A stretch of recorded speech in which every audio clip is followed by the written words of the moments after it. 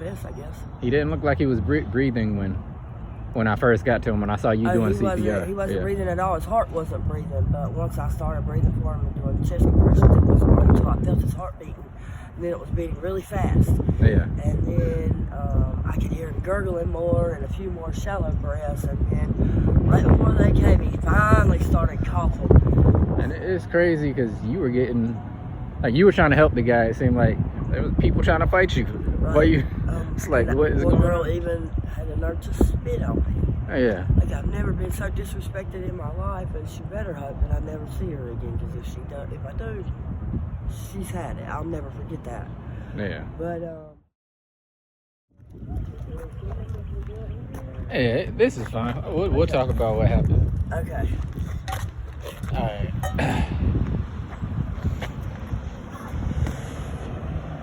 Okay. All right, you ready? Yeah. All right. So I'm here with Tasha. We just had a traumatic event, pretty much, that just happened. Tasha, your lifesaver. You just saved somebody's life. There was a guy passed out in the bushes, and I had a thing of Narcan on me, and you used it, sprayed it up his nose, did CPR. Ambulance came, took him away. He was breathing by the time the ambulance came to pick him up. So yeah, so you're a lifesaver. I'm sure I wouldn't think of it that way, but I guess technically, yeah. That's what you are. That's at what you're. the right time. Yeah. Is this your first time saving somebody for? I used to kind of count when I was still in Gastonia. That was before I came here. That was almost 2 years ago, and already I was at like 23. Oh yeah. Yeah, and that was just within like 2 years time maybe. So yeah, and it's grown exponentially since I've been here. So yeah. Because here, like, people pick things up off the ground.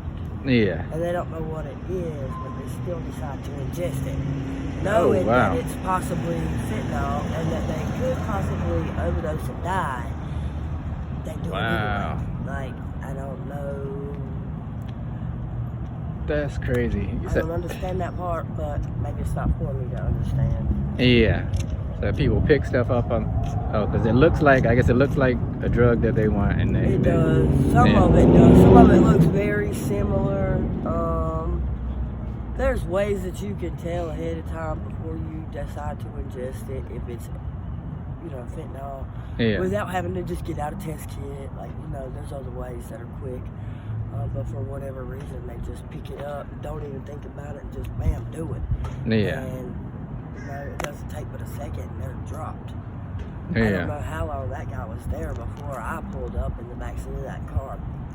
Thank goodness it was long enough or it wasn't too long to where I couldn't do anything for him. Yeah. Still see the police in the background, but yeah, the ambulance came. I was over getting some food for a few people, and somebody I heard yelling, "You have any Narcan? Anybody have any Narcan?" Luckily, I had one in the back of my car, so. Yeah, thank goodness you had some, because I had made little kits and I passed them out to a lot of the dealers and stuff at one time and other people around here. But I always try to bring my bag out with my stuff in it, and for whatever reason, I brought out the wrong bag this time. Oh wow! And I didn't have any with me, so thank goodness you had it. Yeah. How you doing? Are you trying to talk to her or? No. Okay. All right. So, did you know the guy that was passed out? No, I've never seen him before. Oh wow. Yeah, I don't know who he is. That was the very first time I ever saw him at all. Yeah. So, and I've heard several people when I described him just now say the same thing, that they didn't know who he was. Jeez. Yeah. Oh, you did CPR and you saved the guy's life that you didn't even know. That's the right thing to do, right? I would yeah. Anybody. Because I'm pretty sure he would have been dead if it wasn't for you. Cause. Oh yeah, because you saw that nobody else really cared enough to scurry at all. Just mosey around and, it's been too long. Well, that's not acceptable to me. Yeah. I'm still gonna keep trying until they show up and tell me that it's too long. Yeah, and I know I walked past that area because he was in the bushes. I walked past there like twice at least, and I just wasn't even paying. Say that it wasn't too long to maybe cause some kind of permanent lung or brain damage. You never know, because I wasn't here. Yeah. I know you only have minutes. Yeah. Until it starts causing permanent brain damage. So Yeah. Just pray for the best, I guess. He didn't look like he was breathing when I first got to him. When I saw you doing CPR. He wasn't breathing at all. His heart wasn't breathing. But once I started breathing for him and doing chest compressions, it wasn't until I felt his heart beating. And then it was beating really fast. Yeah. And then I could hear him gurgling more and a few more shallow breaths. And then right before they came, he finally started coughing. See, that's one thing that is a misconception that's pretty common about narcotics. People think you just give it to them, bam, and immediately they wake up, but that's not how it works. Yeah. Like, it has to be absorbed into your system. That's why even with the nasal spray, you got to cover their mouth and blow in their nose so that it gets into their lungs and stuff.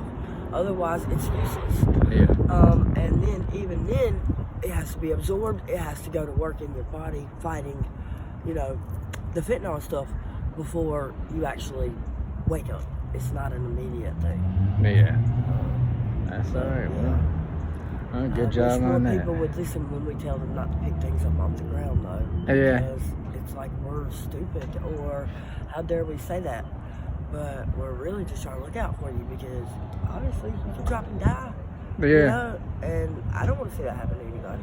And it's crazy because you were getting, like, you were trying to help the guy. It seemed like there was people trying to fight you. Right. Why you? It's like, what is going on? One girl even had the nerve to spit on me. Yeah. Like, I've never been so disrespected in my life, and she better hope that I never see her again. Because if I do, she's had it. I'll never forget that. Yeah. But Man. you know, it is what it is. Not everybody's the same. Yeah. You know. Yeah. Unfortunately. Well, you're a good person for that. Thank you. I appreciate that. Yeah. I know I've been through enough, so maybe that was my little passage to something better. Because it's been rough for me lately. Yeah. I was attacked and robbed in my tent one afternoon. A guy and his girlfriend and two other people, like, they beat the hell out of me. Yeah. The last time I spoke to you, I had been raped. In your leg. My leg. You were. Yeah. It was I twisted haven't up. seen you, but then I got attacked like a week later. A guy and a girl, and they attacked me in my bed. She sat on my chest and he held my arms while she beat my face. I couldn't fight back, and he got on top and he started beating me. By the time that somebody in traffic called the police, they had already duct taped my face. Told me they didn't give a fuck about my life. They came to rob me. I guess they had heard rumors about me having some money coming to me or something, and I guess maybe they thought I had more than what I did.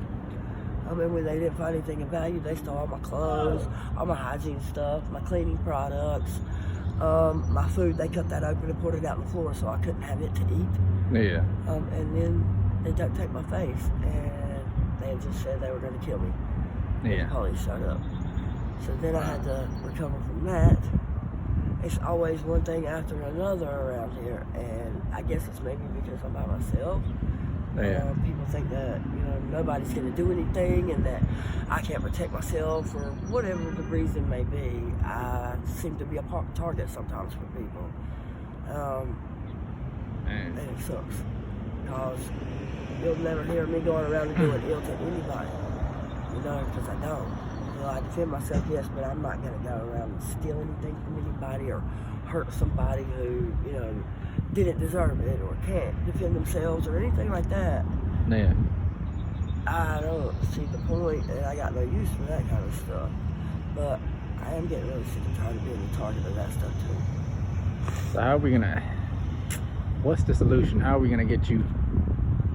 I have off these streets? Workshop that I got to go to either Tuesday or Wednesday of this week at A Roof Above to find out about my stuff with Social Security. And then from that point, I'll have a better grip on what my future's going to look like, you know, if I have anything that should be coming to me and when and what I got to do to get it. And then also at that point, once they can verify income and all that, I will be put on a list for an apartment, a fully furnished apartment. So Ashley, she got a house or an apartment. I know that. A lot of people have, actually. A lot of the people that have been here as long as I have, they've already gotten theirs, or they're very high up on the list. Yeah.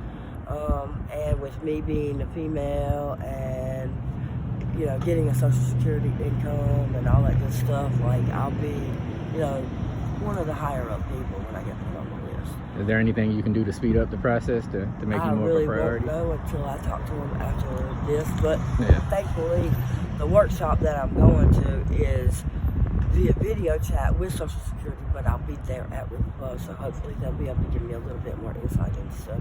Okay. Are they coming to pick you up, or I'll probably have to ride the train or the bus or something. I don't think they're gonna come and get me. when is it? I can choose either Tuesday or Wednesday from 2 to 2 to 3 p.m. Okay. 3. I had a phone, and this past Friday, I was walking in the gas station, and it fell flat on the screen like that.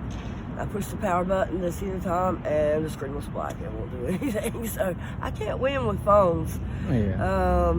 That made it a lot easier for a range of rides and things like that, but either If way, you already I'll had an figure it appointment out. this week, I was gonna say I can pick you up and take you if you had an appointment, but you have to make the appointment still. And No, I just choose whichever day I can show up at 2 o'clock. oh wow. Yeah. Huh. They do it both days. Okay. So if I came either Tuesday or Thursday, Tuesday or Wednesday. Tuesday or Wednesday, okay, around 1 p.m. What's a better day for you? Tuesday Oh, or no, I'm Wednesday? wrong. It's Wednesday or Thursday. Wednesday or Thursday. Yeah. Okay. So what's a good day for you? Do you want me? First of all, Absolutely, do you want me I to would take you? appreciate that very much. Okay. Any day, whatever's best for you. You're the one with the busy schedule. I'm kind of flexible, you know. Okay. You let me know. I'll show up around 1 p.m. Wednesday, Okay.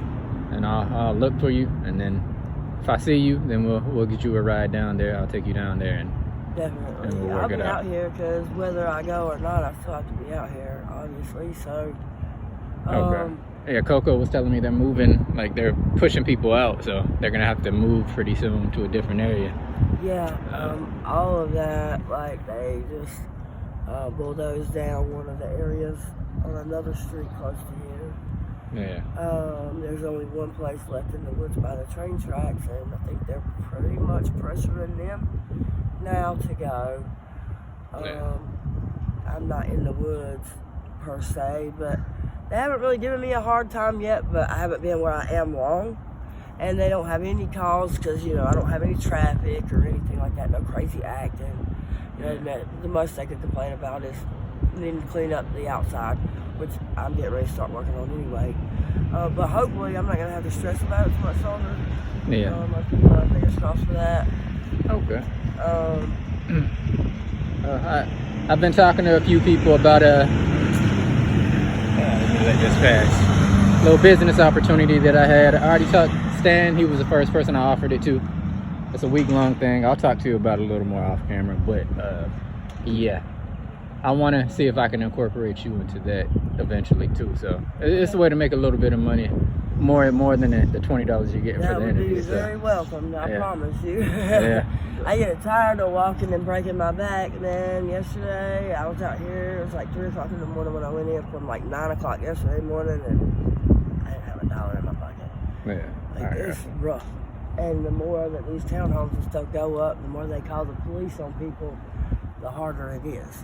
Well, So, you got a little more than $1 now, so there thank you you. go. Yeah, no problem. It's much needed. I appreciate it very much. No problem. Anything else you want to say before we go ahead and end this interview? No, I'm glad I ran into you because I sometimes am curious how I could get in touch with you because I'm like, I need to tell him something. Yeah. Something that even if you didn't do an interview, you would probably want to know what's going on. Yeah, I got could you. be your insider scoop. I got you. Yeah, all right. We'll talk a little more after camera, but yeah, appreciate the interview, and you're a lifesaver. So, ladies and gentlemen, this is a lifesaver right here. You really just saved somebody's life. So, all right.